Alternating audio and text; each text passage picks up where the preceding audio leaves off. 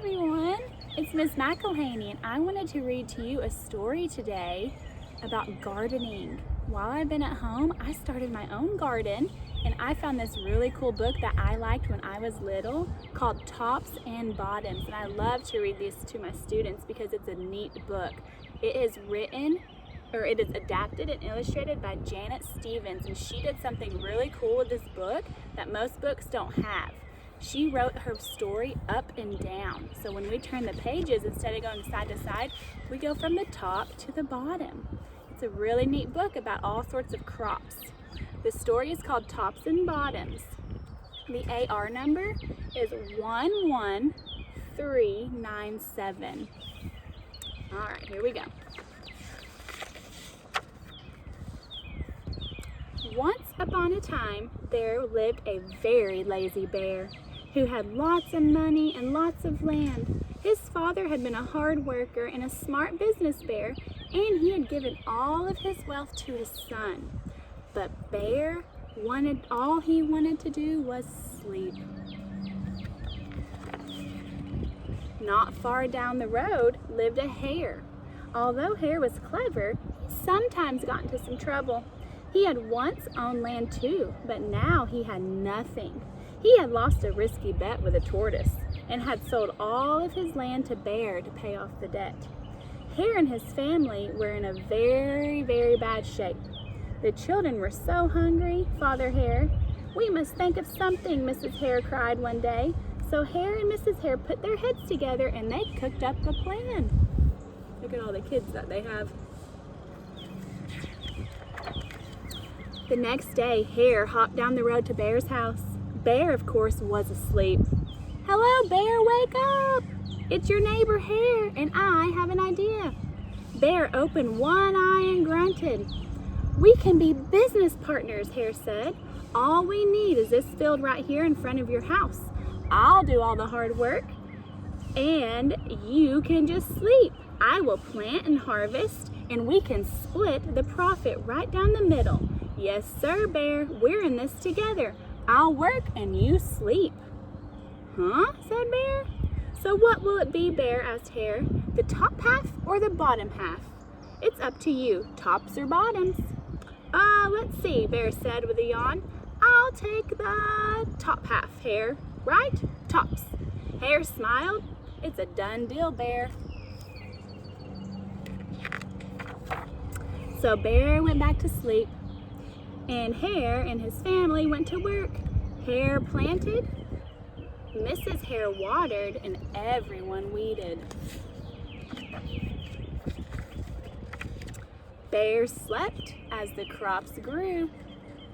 When it was time for the harvest, Hare called out, "Wake up, Bear! You get the tops, and I get the bottoms." Hare and his family dug up the carrots, the radishes, and the beets. Hare plucked all of the tops and tossed them into a pile for Bear and put the bottoms aside for himself.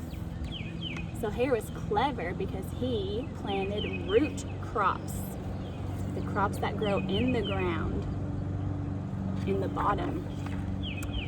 Bear stared at his pile, but Hare, all the best parts are in your half. "You chose the tops, Bear," Hare said. "Now, Hare, you've tricked me. You plant this field again, and this season I want the bottoms." Hare agreed. "It's a done deal, Bear." So Bear went back to sleep, and Hare and his family went to work.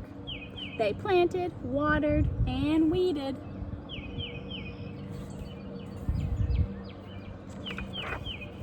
Bear slept as the crops grew.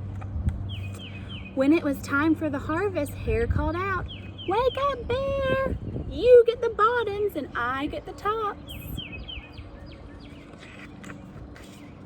Hare and his family gathered up the lettuce, the broccoli, the celery.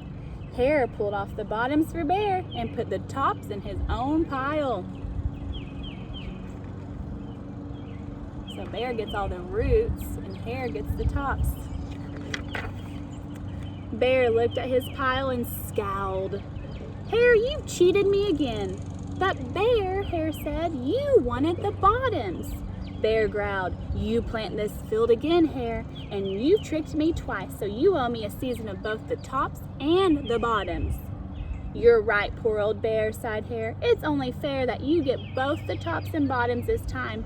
It's a done deal.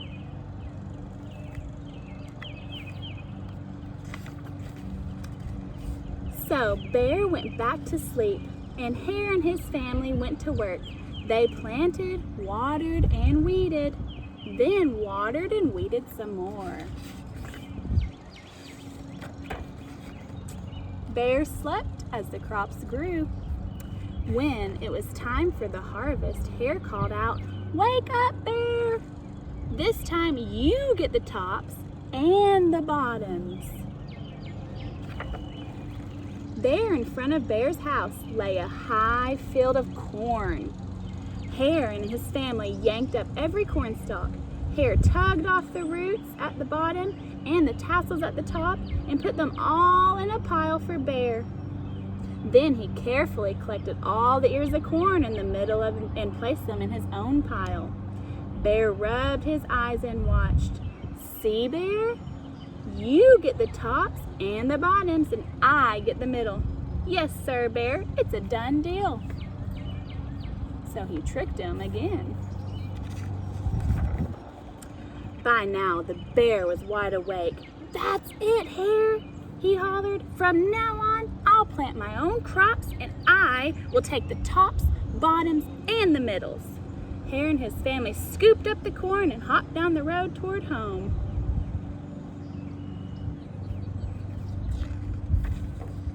Bear never again slept through the season of planting and harvesting.